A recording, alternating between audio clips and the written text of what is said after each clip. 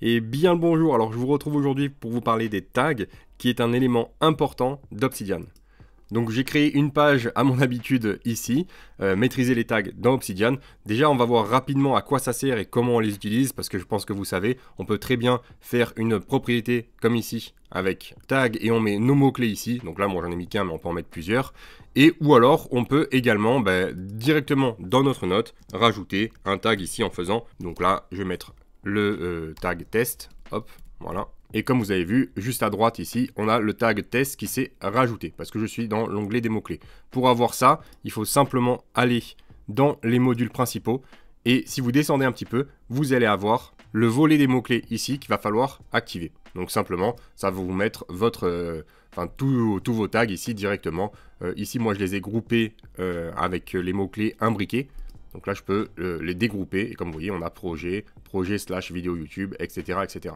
Si je les groupe, c'est plus sympa, on va dire, pour l'organisation.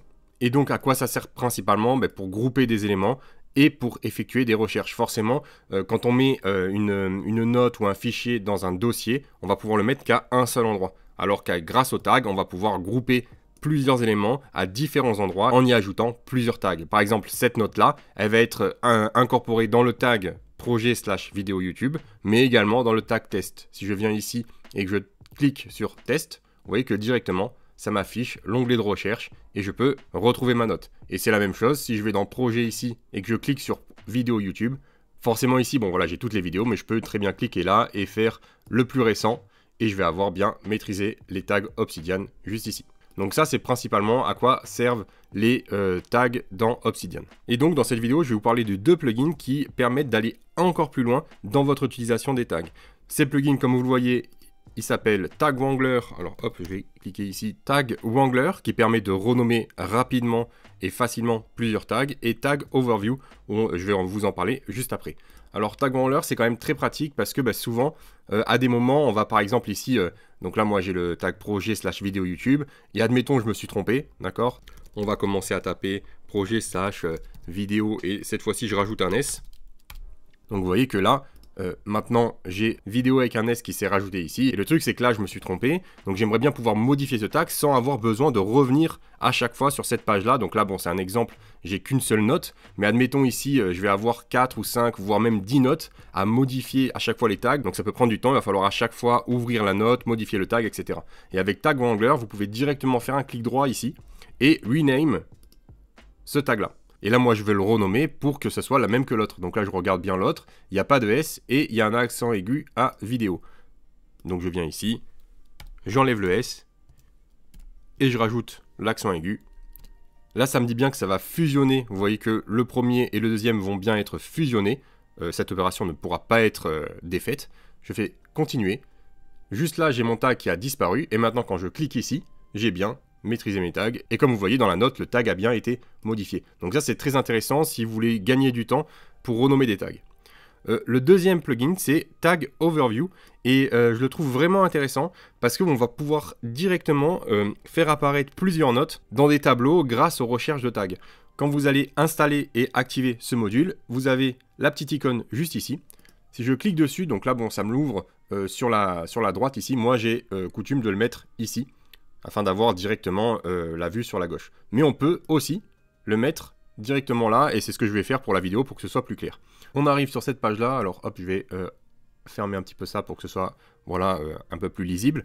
Et on va pouvoir rechercher nos tags directement ici. Donc là, admettons toutes les idées. J'ai le tag idée qui apparaît là, etc., etc. Je peux même toutes les idées de logiciels. Bon là, j'en ai pas, etc., etc. Mais ce qui est vraiment intéressant, c'est qu'on va pouvoir rajouter des recherches via des propriétés. Par exemple, là, je peux directement rechercher toutes les notes avec le statut en cours.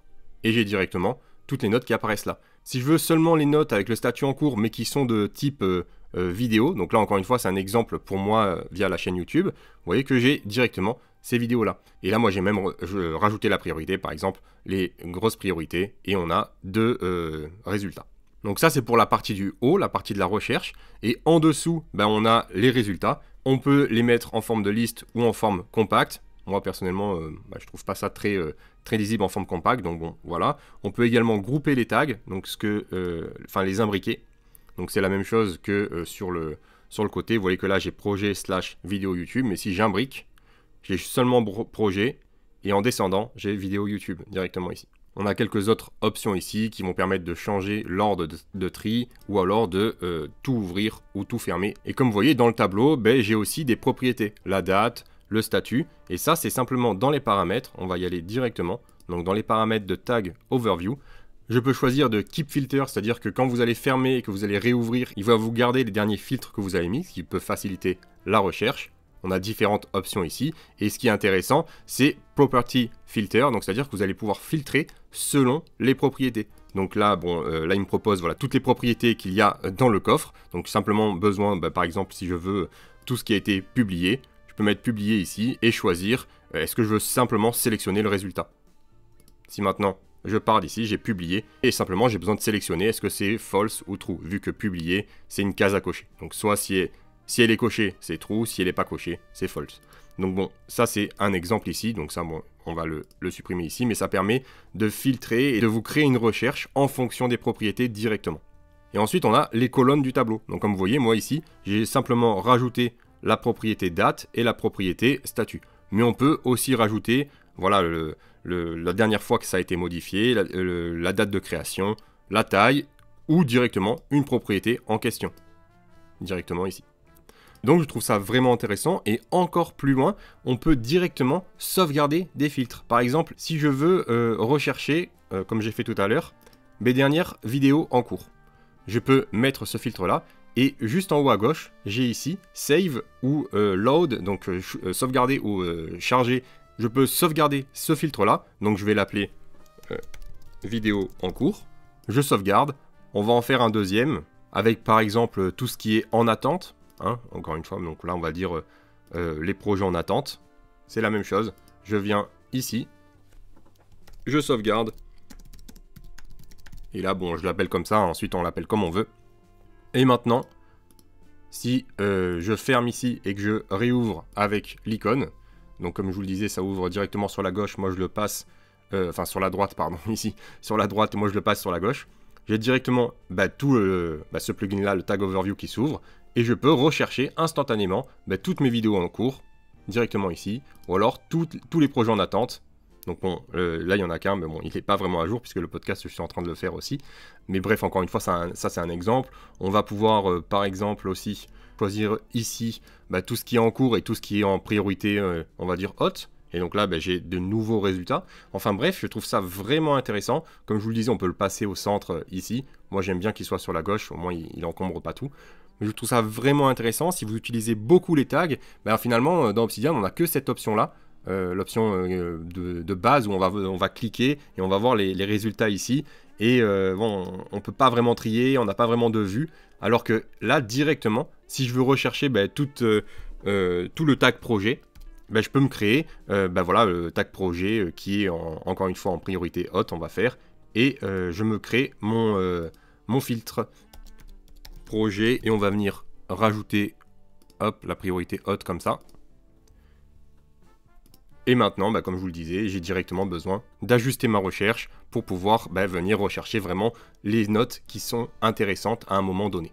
Enfin voilà pour ces deux plugins que je trouve vraiment intéressants si vous utilisez beaucoup les tags, parce que souvent quand on commence à utiliser des tags, on en met plein, on en rajoute plein, et après ça devient très fouillis. Et avec ce plugin là, Tag Overview, ça nous permet d'avoir une vue beaucoup plus claire, je vais dire ça comme ça, de sauvegarder nos filtres, de sauvegarder nos recherches. Voilà, c'est tout pour cette vidéo, et puis moi je vous dis surtout n'oubliez pas, colorez votre vie pour le meilleur.